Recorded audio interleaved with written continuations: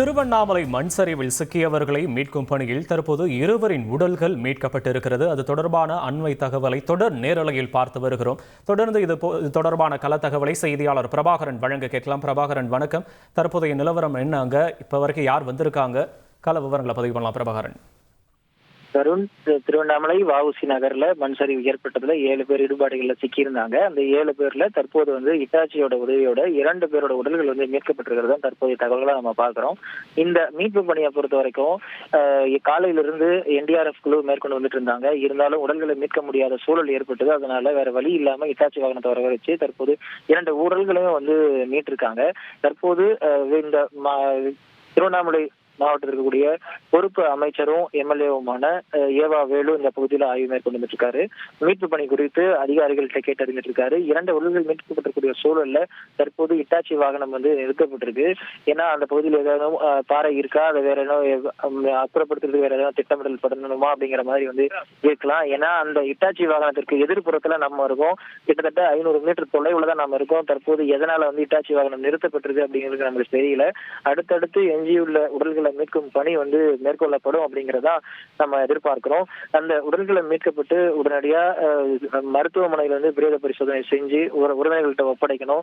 ஏன்னா ஏற்கனவே கடந்த 24 மணி நேரத்தை கடந்து அந்த குழந்தைகள் மட்டும் இல்லாம மேலும் 2 ஒட்டுமொத்தமா 7 பேரோட உடல்கள் அந்த இடிபாடுகள் சிக்கி இருந்தது. கிட்டத்தட்ட ஒரு டீகம்போஸ் ஆயிருக்கக்கூடிய சூழல் கூட ஏற்பட்டிருக்கலாம். ஒருவேளை இன்னும் கொஞ்ச நேரத்தில் துர்நாற்றம் ஏற்படக்கூடிய சூழல் கூட ஏற்படலாம். தற்போது 2 உடல்களை மீட்கப்பட்டிருக்கு. எஞ்சிருக்கக்கூடிய 5 உடல்களும் அடுத்தடுத்து மேற்கொள்ளப்படும். தற்போது நம்மளால காட்சிகள்ல பார்க்க முடியுது. நம்ம ஒளிப்பதிவாளர் நதியும் காட்டிட்டு இருக்காரு. இட்டாச்சி வாகனம் எஞ்சி உள்ள அந்த 5 உடல்களை மீட்கக்கூடிய பணியை தொடங்கி விட்டதை நம்மளால காட்சிகள்ல பார்க்க முடியுது.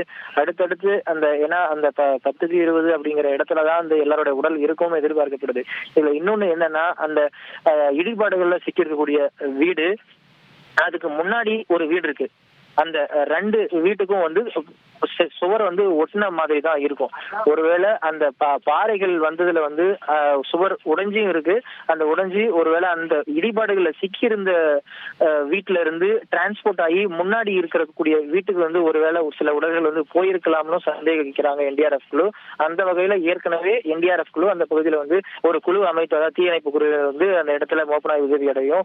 அங்க ஏதேனும் உடல்கள் இருக்கா அப்படின்னு காலையில இருந்து தொடர்ந்து சோதனை பண்ணிக்கிட்டு இருந்தாங்க.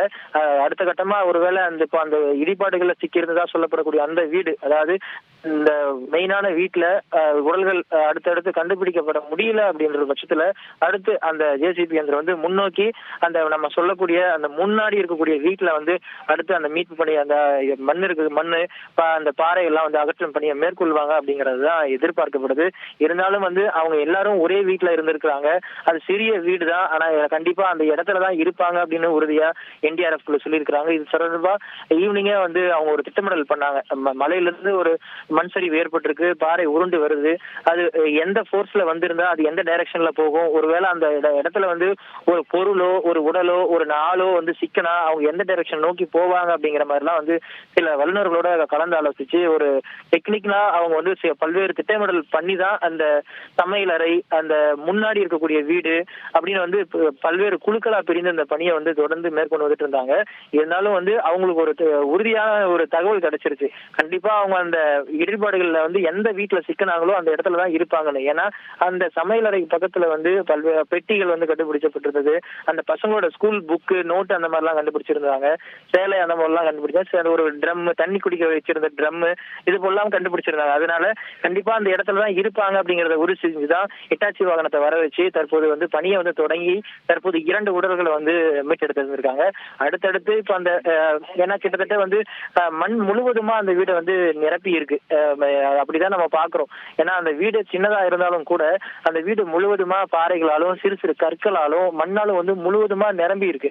இப்போ ஒரு பக்கெட் மண் எடுக்கிறோம் அப்படின்னு பார்த்தா அடுத்து ஒரு பாறை இருக்கு. அந்த பாறை எடுக்க வேண்டிய சூழல் ஏற்படுது. அந்த பாறையை எடுக்கும் போது அந்த பக்கெட்ல இருந்து வழுக்கி திரும்ப கீழே விழுது. அது ஒரு சின்ன பாறையா இருந்தா அந்த பக்கெட்ல ஈஸியா எடுத்துடலாம். ஒருவேளை இப்ப நம்ம காட்சிகள்ல பார்க்கிறோம், அந்த ஒரு பெரிய ஒரு பாறை இருக்கு. அந்த பெரிய பாறையை கிட்டத்தட்ட எடுக்கும் போது 2-3 முறை அந்த பக்கெட்ல இருந்து கீழே வழுக்கி விழுந்ததை நம்மளால பார்க்க முடிஞ்சது. அது போல இருக்கக்கூடிய பாறைகள்லாம் எடுக்கிறதுல கொஞ்சம் கொஞ்சம் கால தாமதமாகுது. இருந்தாலும் தற்போதைக்கு 2 உடல்களை மீட்டிருக்காங்க. அடுத்தடுத்து எஞ்சிருக்கக்கூடிய உடல்களும் மீட்கப்படும் அப்படிங்கறதுதான் தற்போது தகவல்களா இருக்கு. இந்த இட்டாச்சி வாகனம் தொடர்ந்து அந்த வீட்டில இருந்து மண்ணை வந்து அப்புறப்படுத்தக்கூடிய பணியில் ஈடுபட்டு இருக்காங்க. இப்போ அந்த பகுதியில வந்து அளவுக்கு அதிகமா மண் இருக்கு. அந்த மண்ணை வந்து எடுத்து இன்னொரு இடத்துல குவிக்கணும். அதை குவிக்கிற பணியை மட்டும் இல்லாம அந்த குவிக்கிற மண்ணு திரும்ப வந்து குடியிருப்பு பகுதி நோக்கி வரக்கூடாது. ஒருவேளை அடுத்தடுத்து மழை பெஞ்சிச்சு அப்படின்னா அந்த இடத்துல குவிச்சு வச்சிருக்கிற மண்ணு அல்லது பாறையை வந்து திரும்ப உருண்டு இந்த பகுதியை நோக்கி வரலாம். அதை வந்து சேஃப் ஜோனா ஒரு இடத்துல வந்து திரும்ப நழுவி கீழே வராத அளவுக்கு தான் வந்து அந்த ஜேசிபி இட்டாச்சி இயந்திரம் வந்து எடுத்து அந்த இடத்துல கொட்டிட்டு திரும்ப வந்து சமன் செஞ்சுக்கிட்டு இருக்காங்க. அதாவது திரும்ப கீழே குடியிருப்பு நோக்கி வர இருக்கணும். அதனால திரும்ப எந்த அசம்பாவித சம்பவம், அதாவது இப்ப மேல இருந்து வந்ததுனால ஏற்பட்ட சம்பவத்தை தாண்டி இப்போ அந்த ஒரு இடத்துல செட்டில் ஆயிருக்கிற பாறை அந்த மண்ணை எடுத்து ஒரு இடத்துல போட்டுட்டு இன்கேஸ் இன் ஃபியூச்சர்ல நாளைக்கோ நாளை மறுநாள் தினமோ மழை வந்து, ஏன்னா டிசம்பர் மாதம்னாலே மழை கண்டிப்பா பெய்யும். அப்படி மழை பெய்யும் போது ஒருவேளை திரும்ப மேல இருந்து ஏதாவது ஒரு பாறையோ இல்ல வந்து மேல இருந்து ஒரு காட்டாற்று வெள்ளமோ வந்து வரும்போது கீழே இருக்கக்கூடிய பாறை அப்படி எல்லாம் வந்து நழுவிட்டு கீழே போயிடக்கூடாது அப்படிங்கறதுலயும் வந்து இந்த மீட்பு குழு தெளிவா இருக்காங்க. ஏன்னா எல்லா பணியையும் வந்து அவங்க திட்டமிட்டு தான் செய்யறாங்க. ஏன்னா காலையிலே வந்து இவங்க ஏன் ஜேசிபியை வர வைக்கல அப்படிங்கறத நம்ம தெளிவா சொல்லியிருந்தோம்.